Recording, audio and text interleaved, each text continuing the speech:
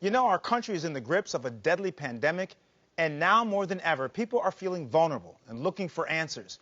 And right under our masked noses, a new disease is raging. We're calling it a scam-demic.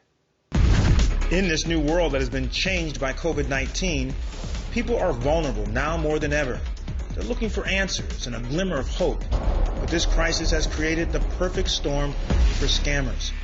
Criminals are using the coronavirus pandemic as an opportunity to exploit your vulnerabilities, to obtain your personal information. Some pose as a government representative asking for your information, pretending they need it for contact tracing. Some prey on your hopes for that job you need to make ends meet, and others even pose as a bank to help defer your mortgage payments. These scams are elaborate and very convincing, but don't be fooled. These scammers are looking to get your personal information so they can steal your money, your identity, and your peace of mind. One click or one seemingly harmless phone call could spell your financial disaster. So in this world of uncertainty, how can you tell the difference between a friend or a fraud? So joining us to expose these scams and show us how to fight back is private investigator Brad Fanner. You know, Brad, you've covered so many scams over the years, but tell me, how has COVID-19 made things different? Well, scammers tend to prey on vulnerable people, and this is often aging and elderly. And these people are generally vulnerable because of changing technology, and the internet way of life is just usually full of new concepts, such as contact tracing, and most of us aren't familiar with the process.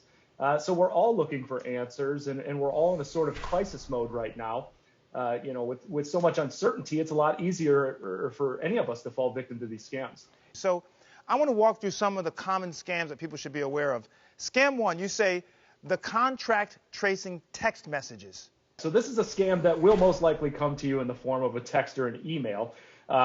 Even though contact tracing has been around for quite some time, it's a new concept for many of us.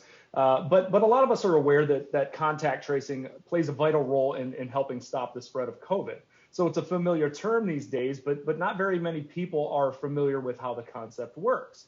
It is familiar to us in this case because the scammer is using the common fears that come with the pandemic to coax the victim into clicking on a malicious link.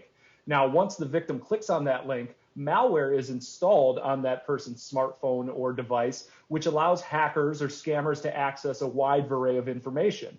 Now, this information includes, but is not limited to, saved contacts, social media content, even usernames and passwords, and even bank account information.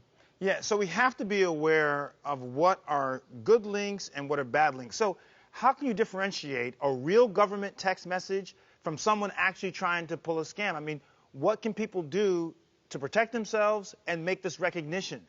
Well, first of all, the government's never going to send you a text or an email asking you to click on a link. So never, ever click on a link that is sent to you via text or email. And you have to understand that scammers have the ability to spoof phone numbers. So the text or call could appear to be coming from your local health department or even someone that you know.